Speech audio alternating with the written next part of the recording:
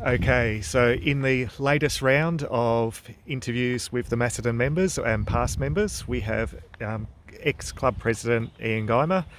He hasn't just been club president, you've held many different positions, as far as I'm aware, throughout your time at Macedon. So Ian, can you tell us a little bit about yourself? From an early age Just or middle age or general whatever. overview. We'll get into your Oh, look, younger I years. think, And so I was born and raised in Nidri, which is down Essendon Way, and went to school. I was lucky enough, I lived opposite my primary school, so there was no excuse for not sort of being on time for school. And then I went on to secondary school at St Bernard's, firstly down at Mooney Ponds, and then at West Essendon. So that was my schooling, and then I went on to Teachers College, which I did at Coburg Teachers College off Bell Street, and did that, and qualified as a teacher. However, at the time of qualifying, I also had an opportunity of probably going into my first love at the time was catering. So I was offered a job um, as an assistant manager at the National Gallery of Victoria, including the Arts Centre. So I thought that was more my lifestyle than the, than schooling. So I chose that over primary school teaching. So yep, yeah. awesome.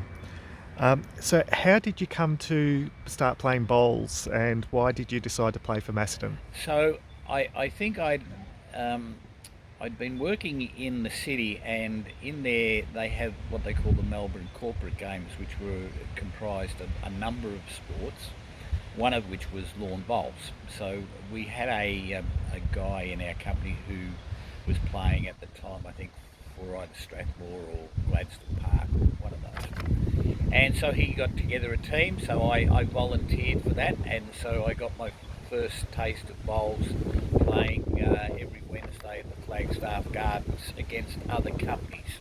Our other sports that I played in the corporate games were golf, so we had golf down at Park, down at Royal Park. So I played down there. As to how I got into Macedon, I was working with the football club just across the oval, and I was the president there.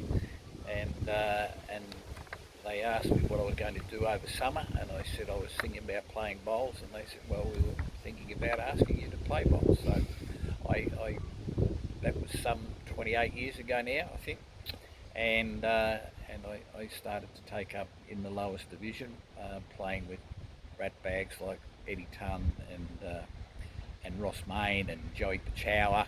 So those names will be familiar for some of the longer members of the club, but not so much the recent members. Yep. You've mentioned that to me, that you've played, you've done athletics when you were younger, as well as played a bit of football. Yeah, so obviously playing at school, I went to the Christian Brothers School, and every Wednesday was sport. So yeah, I guess it was either cricket or athletics in summer, and football in winter.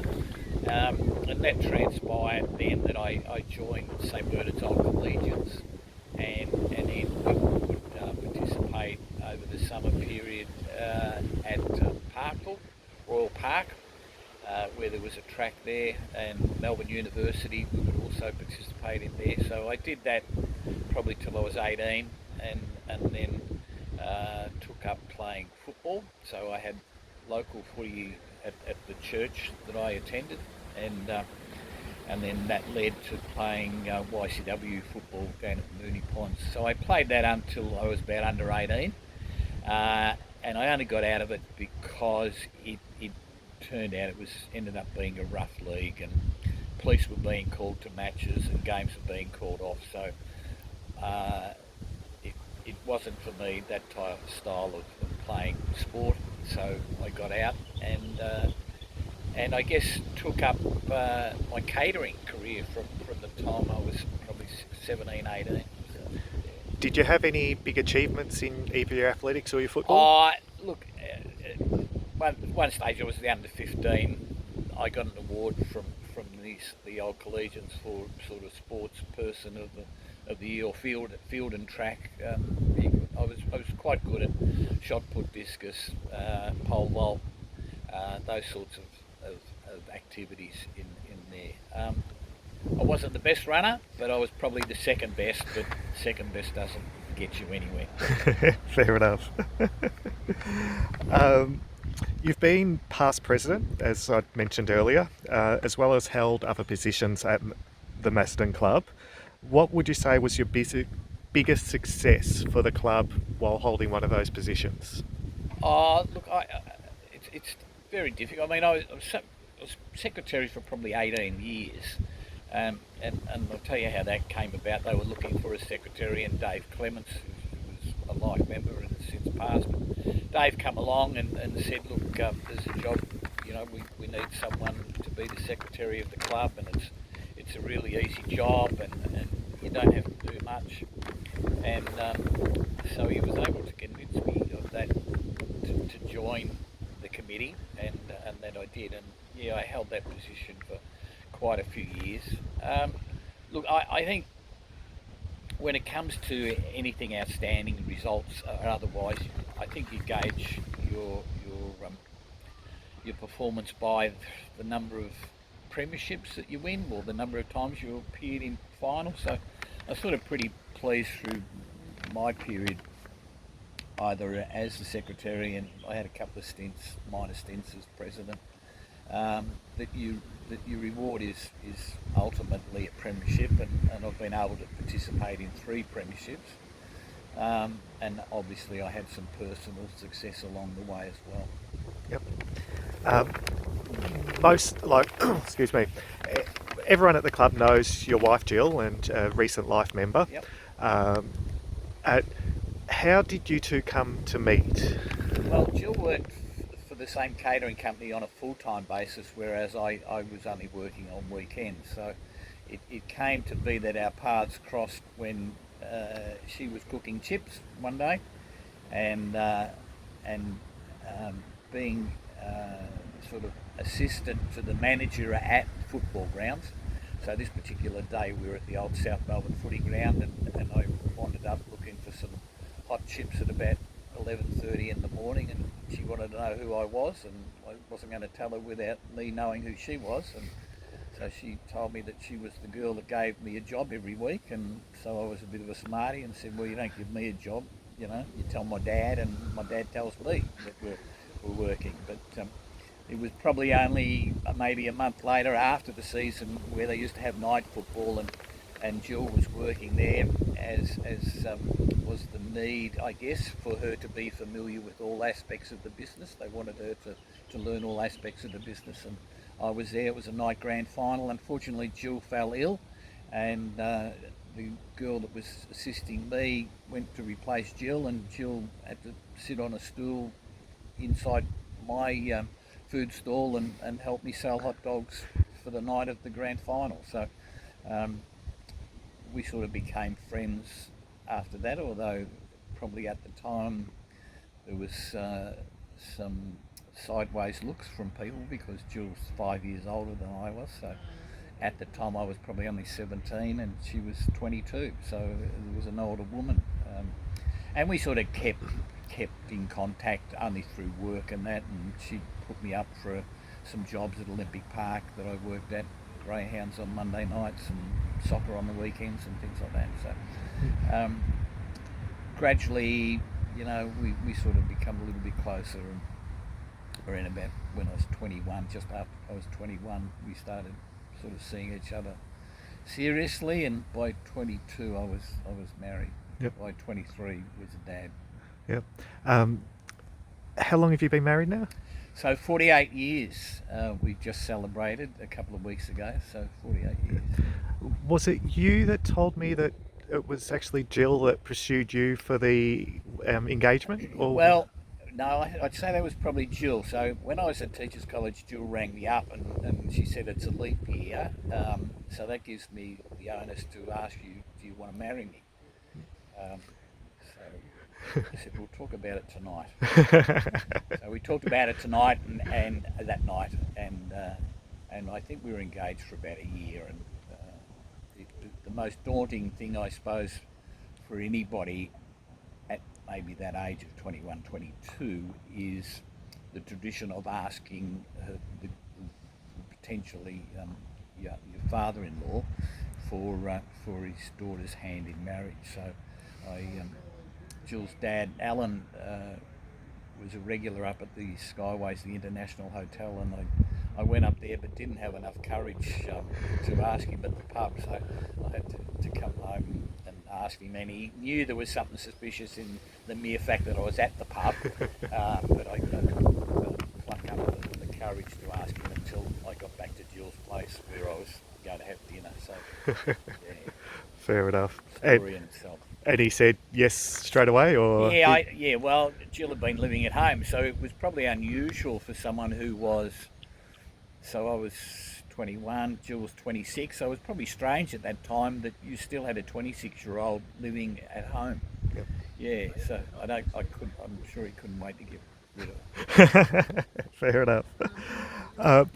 Over your bowls career, what would you say has been your best on the green memory?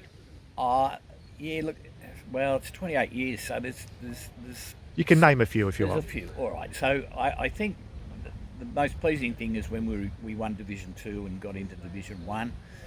We had a game here against Kyneton Golf. Now, Kyneton Golf historically had won a grand final every second year, and in 1 year here we were able to beat them. So that was fantastic. Obviously, with a premiership last year, a premiership once before in Division 2, and then we had a premiership 2 years ago on Tuesday. So that's been highlights. Also, I think we journeyed out to Melbourne one day, and they had never been beaten on this new green for about maybe 3-4 years, and Macedon got over the top. So that was a fantastic win over there. So they were two memorable wins, and of course I had a memorable win here in that I'd played Michael Linehan for over 60s champion of the division, and Michael had beaten a Rod Smirk in the morning 21-3. So it was with a great deal of intrepidation that I faced Michael in the afternoon, and it was a surreal experience because I ended up winning 21-12, and I just couldn't believe that Michael, with all the championships and personal trophies that he had won through his career in the Highlands division, that I was able to beat him. I then went on to play the Ballarat champion, and just for the sake of one bad end, I lost something like 21-17. So Yeah. I was almost a regional champion, but not to be. You've still got time though. Yeah, I have. Look, overall, I've only won 2 club championships at Macedon, but I think I've been runner-up about 3 times. It was always daunting. One particular time I had to play Dave Clements, and Rosemary turned up, and she was down one end supporting David, of course, or Davey Boy, as she calls him. And Rosemary was there with a VHS camera taking a video of the game, so it was very daunting that I should be playing.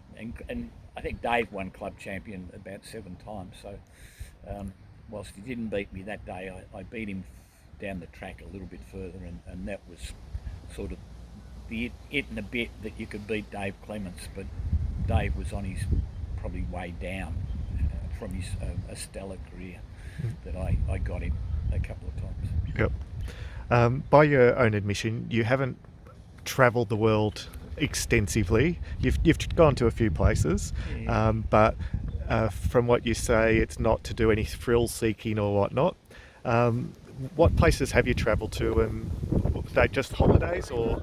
Yeah, look, first time I went overseas, we went to Hong Kong and Penang with some friends, and that had been the first time. So yeah, I left it quite late until after my 2 girls were grown up to sort of spend any time travelling overseas. So I went to Hong Kong, Penang, went back to Hong Kong with some other different friends, and more recently have been away with my grandchildren and my daughter and her husband to Bali and to Singapore.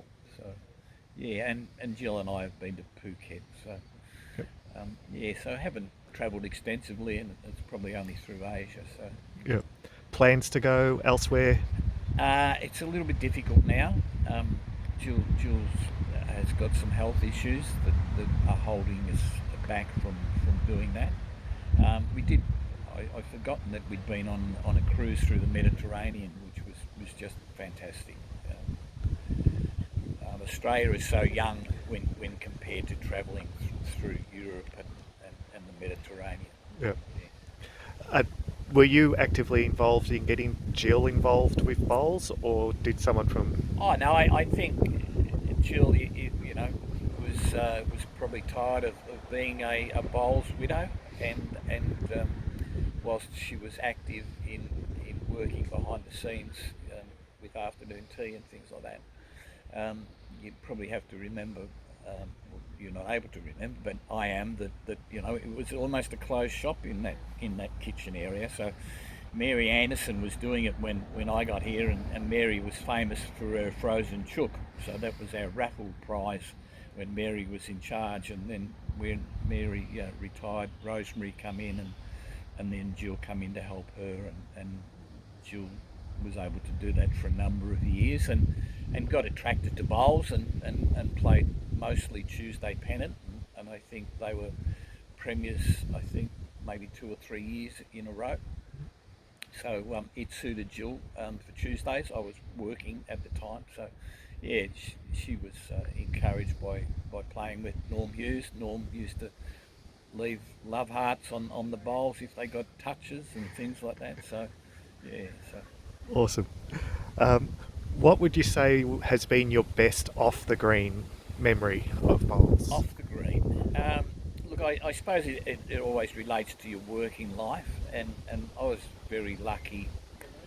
Someone, yeah, I guess someone would say lucky, but my first job working for O'Brien Catering was working at the art centre, and at that time they'd brought out the Chinese exhibition, and of the warriors and so forth, various other artefacts, and that was just a huge exhibition for maybe 2 or 3 months at the art centre, and we had functions on like nearly every night. So we were working 14, 15 hours a day, 7 days in a row. So whilst that was good, being at the art centre, there was also two events there. Queen's reception. So we catered for a Queen's reception there, and there would have been 2,000, 2,500 people that we catered for, both in food and liquor. So um, they were sort of highlights. Um, Secondary to that would be working at the MCG and sort of being there on a Boxing Day test or an AFL Grand Final. So I had the opportunity to do that maybe 5 or 6 times in my working career, working out at the G. Yeah. Yeah. What would you say has been your biggest challenge over your bowls career, either on or off the green? Yeah, look, you're probably aware it, and I got tapped on the shoulder and asked by Barbara Gilbert, the chairman or president of Bowls Victoria, would I join the Bowls Victoria board, and I thought about it because I was already sort of working with the region, working with this club, and working with the division. So I had varied jobs and didn't know if I had the time to work with Bowls Victoria. And when I said yes, I went along, and at the first meeting was offered the role. I don't say I was offered, probably wasn't offered, was seconded to the role of going around to all the regions and telling them that we were dissolving divisions and becoming a region. So I had to go through rural Victoria with Barb and Pat Schramm, the current current president of Bowls Victoria, and just meeting with all the divisions, trying to explain why it would be better if we just had regions rather than divisions. At the time, I think we had 41 contacts throughout Victoria, and we wanted to bring that down to the 16 regions. So um, that effort took a good 18 months. It wasn't probably without pain. It probably wasn't without threats from some people. Um, but we got it done. Has it worked? I think it's still work in progress. There are people who sort of still want to run their little patch, if you like, and don't see the big picture of the sport. Um, but as I say, that's work in progress, and it's now work for someone else to do rather than me. So that was one of the biggest changes bowls had seen in Victoria since they sort of amalgamated men's and ladies bowls. Yeah, and look, it probably couldn't have come at a worse time because COVID hit at a similar sort of time. We were looking at then adjusting a bowls program for pennant, so there was some changes that we went from 25 ends to 21 ends. There was little or no opportunity to have afternoon tea, so some clubs and some regions were playing through without having the break, and then of course we've seen some probably repercussions from that because I think we are finishing the game earlier, and whilst that's good and you would expect there'd be a bit of more camaraderie than there was before, I think I'm finding around the places that people are just using that now as an opportunity to just go home straight after a match and not necessarily not shouting your opponent. And I think that's shouting an opponent with a drink or some conversation is something that's probably missing in clubs. So it's probably good if you're going back to your own club, but I think it's just we've missed out on something. So maybe out of something good has been something bad rather than something better. But Yeah. We'll learn to live with that and work with it. Yeah. Last season, you led Macedon to a Division 2 Saturday win in the Bowls finals. We don't often see your emotional side as someone who's known you for 18 months odd now, almost 2 years. Yet that day after the game, it was so clear to everyone just how happy you were.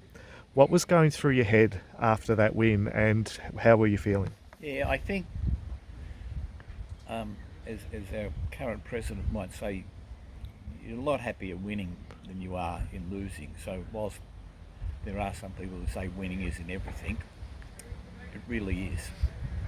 And I think when you work so hard, and when we look back and we're having this conversation with a number of clubs now who are not happy that we haven't gone up to Division 1, but in the first half of last season we'd only won 3 games out of 9. And so after Christmas, if you like, every game we had to win if we had any aspirations to playing finals. So luck fell our way.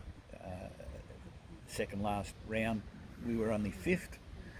We won that game, which we had to, and we won our last game, and through a quirk, Romsey, who were second, lost to Woodend, I think, and they fell out of the top 2, and we fell into top 2. Got a double chance. Wasn't looking too good on my rink in the second semi-final. We were down 8 or 13 to 1, I think, and fought back to win on the last end. And I think we won overall by 8 shots against Diggers, and then faced them 2 weeks later, where after about the first half a dozen ends across the 3 rinks, I think we were 13-14 up. We took the crowd, which was the Premier's Diggers Rest, had won the premiership the week before in Division 3. We silenced the crowd and therefore had an effect, I think, on their number 2 team. And of course we went on to win by 20 shots, and I was wrapped.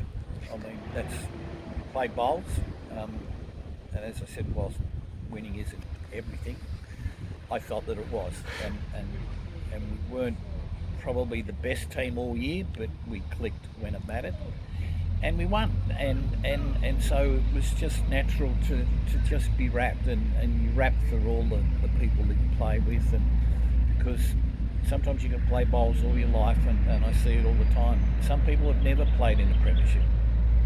their personal glory might be picked as a representative person in a team, but to personally win a premiership, and as I say, I've won three, but um, there are other people that have won more, and some have only won one, and that's what you remember.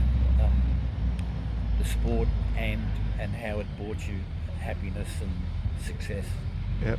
So on that winning feeling, what would you say has been your best game of bowls over your time?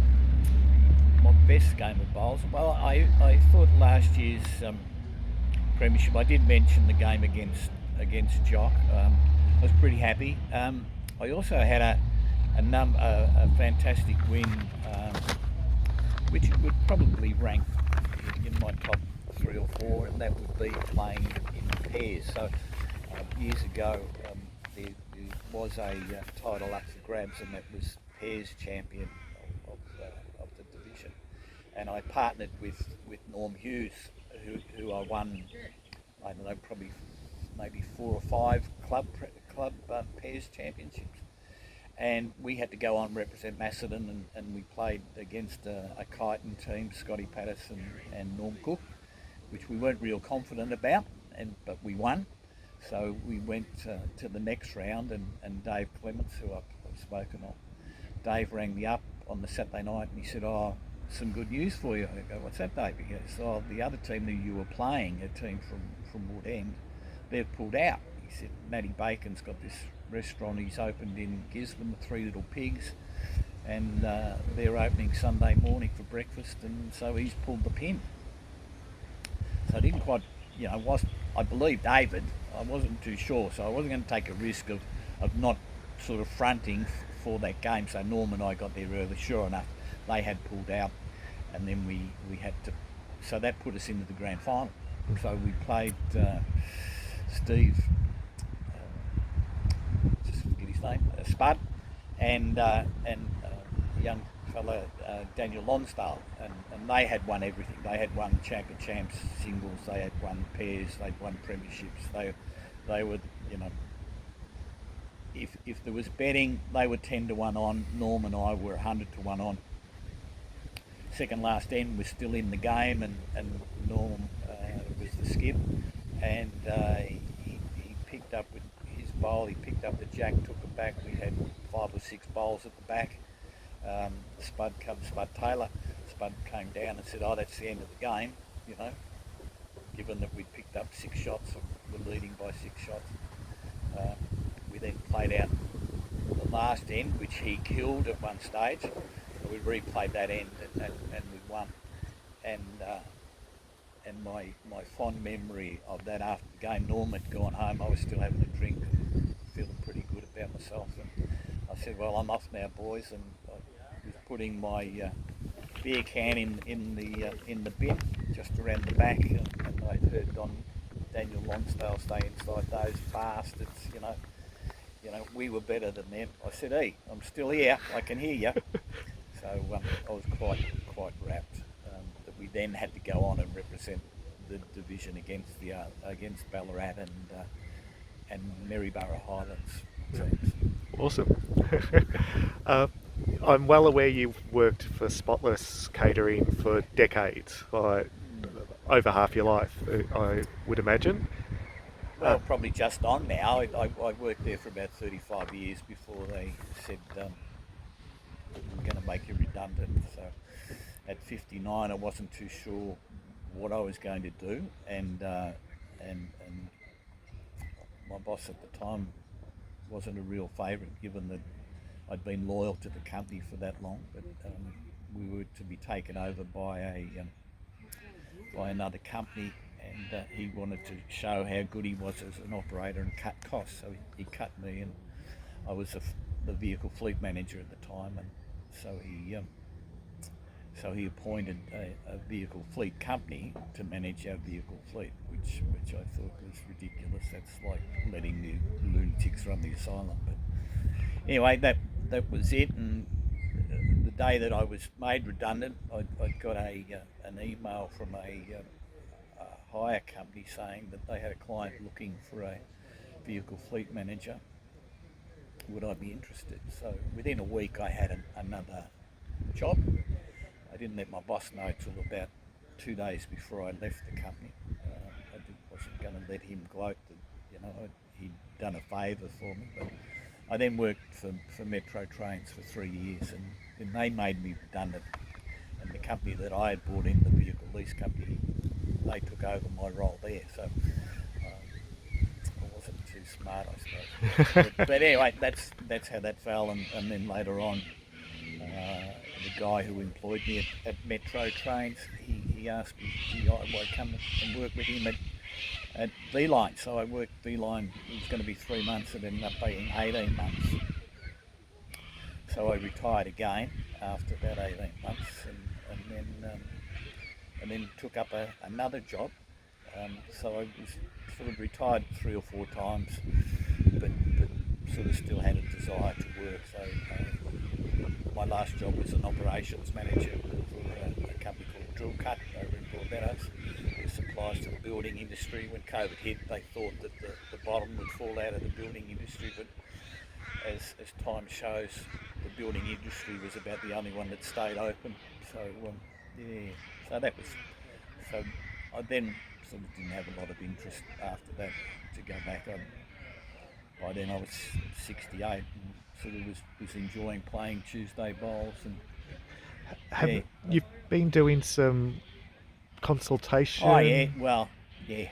Consulting, I So should the say. guy who I worked with at Metro Trains and then V-Line, he returned to England, and he's the auditor for WH Smith, who have a lot of bookstores and that at the airport, mainly at the airport, and also Spencer Street or Southern Cross Station. So he said, "Look, I'm coming back to Australia to do some store visits. Can you help me out?" So I spent a week travelling to Melbourne Airport to Southern Cross. We went across to Adelaide. I think he did Perth. So yeah, he's sort of appointed me as auditor here in Australia, and also encouraged me to make sure that my passport was up to date, because WH Smith had bought a number of bookstores through a number of airports in America. So he said, "Would you mind going across to America?" But that hasn't eventuated yet. It's not a strenuous job, so at 70, I've still got some work in me, should it arise. Fair enough. But if it doesn't, that's fine. Yep. The friendships we've made at Macedon are a big part of why we stay and why we get involved. Who are the people that have made your experience at the club amazing, and why? Oh, no. None of them. No. Look, I think things go in phases, so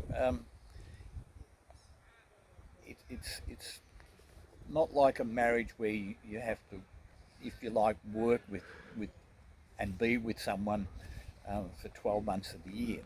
Probably the beauty about bowls is it's for about 6 months, and maybe 9 months with a push. But there are people that come in here. Some you work with better than others, but I've enjoyed sort of everyone that's been here.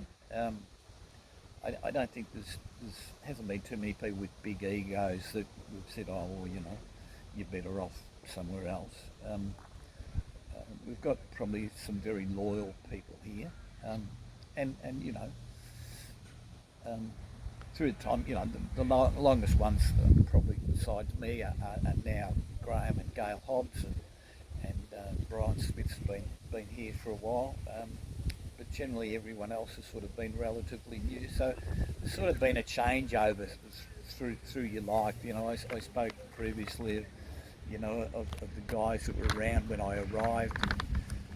Unfortunately, most of them have passed away, so the history has gone there.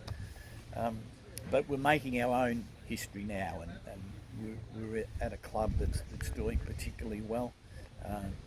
We are regularly in finals, so as a selector last year, I always take the credit when teams are travelling well. Yep.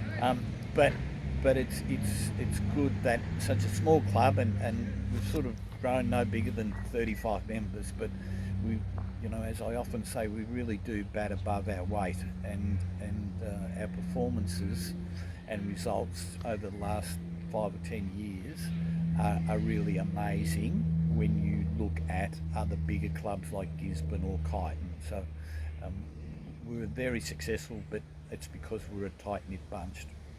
We can hang it on each other, and but it's all in good spirits generally, and people just cop it sweet.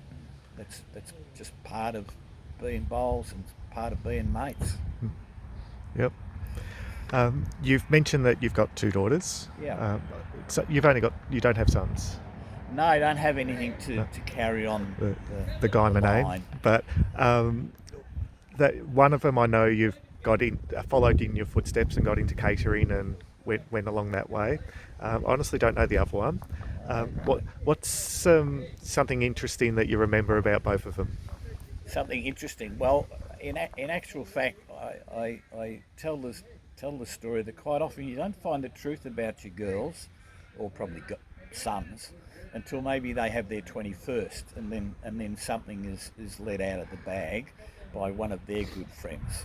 So, um, but I do have the story that I quite often tell about Renee, and Renee's the chef, and yet she followed in catering, so both her and Elise got jobs at the MCG when I was there, and worked part time, and Renee went on to make a career of it, working at the Tramcar restaurant and PJ O'Brien's and Automatic Cafe, and now she works as a sous chef for the Atlantic Group. So she's had a very successful year there. But when Renee was doing her apprenticeship, I tell the story how when it came to awards night, they were to give an award to the apprentice who attended schooling the best, the best in attendance.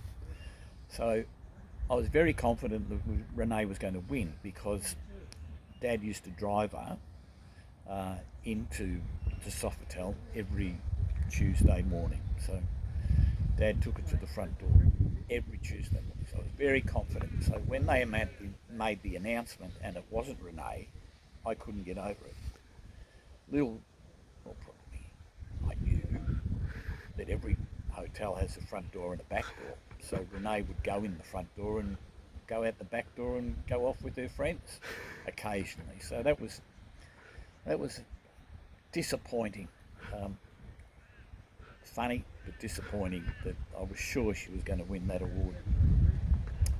Elise is a psychologist, so the good thing about that is you can't sort of analyse your family, or maybe you can analyse your family, but you can't treat your family as patients. So, Elise has had a tremendous career, and she's highly regarded by all the doctors down in Sunbury. So I think you want for your kids to have probably a better life than you have, and they have. They're both successful. At least her only claim to fame, if you like, was we were at the football here at Macedon, and she drove home. She was only learning and went down Hamilton Road, I think they call it, and just forgot to stop at the intersection and ploughed through the sign that might have said New Gisborne one way and Gisborne one way and New Gisborne the other way. So that was her claim to fame, but that wasn't her mother was beside her in the car that night, so I don't have that claim to fame, but I did teach her at various other times to have driving lessons. So that's good, but she's as I say, successful as a psychologist. She's got three fantastic grandsons. They all go to Braemar College up the hill here. They're very, very bright, they're very clever. Wade at the moment is doing his Year 12 exams and looks like he might go into the family business, not as an accountant but as a psychologist. So we'll wait and see. He's has a great deal of empathy.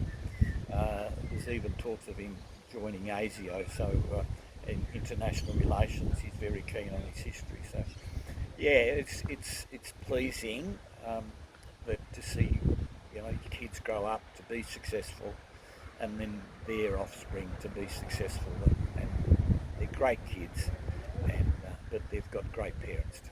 Yeah, awesome. Um, if you could have your time over, what would you change about your time playing bowls?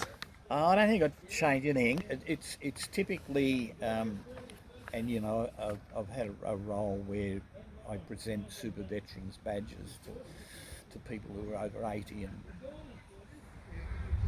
I hear it every time. I wish I had started playing bowls sooner. And there are bowls. There was we spoke here the other week when we had Super Veterans Day here, and Polly from Gisborne was here, and Polly's 93, and he's been probably playing bowls for 40 or 50 years. And so often, whilst I started when I was probably about 42, for me to achieve 50 years of bowls, I'd be 92. So I probably wished I had it sooner, but probably for the 8 years prior to maybe when I had an opportunity after my girls did grow up a little bit, I was involved in that sort of thing. So that was my priority, and it was just about a 12 months job as well.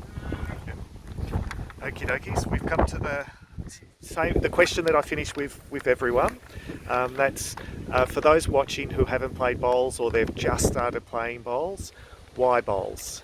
Yeah, look, I often think of that, and because it's an ongoing issue, I guess, through the whole of Australia, that we have a lot of people that participate in bowls, but we don't have a lot of people who are members. So I think participation is a starter, but membership is the next thing, and you've got to have time for yourself. I think where we should be maybe promoting the sport now to young people up and coming is that it's a non-contact sport for a start, and I'm sure that would appeal to a lot of parents who see football or soccer as sports that could injure their child. Um, this is a sport where everyone is generally pretty good. You don't find too many, they're in the minority rather, the people who play gamesmanship above sportsmanship. Um, I, I think it's a great sport. It's not overtaxing, but it's great relaxing at the end of the game, talking about would have, could have, should have. Awesome. Thank you so much for your time today, Ian. I do hope the wind hasn't damaged the mic thing, but it's been a really interesting interview. All right, Shane, thanks, and thanks for everything you're doing for the club by way of these interviews. I know that they'll hold up now through history, so long as we keep paying the bills for the website. But it gives I think it gives a good insight into people who are new to the club Yep. on just what's happened and how the members have contributed through the years. Yeah. Awesome. Thanks, mate. Thank you.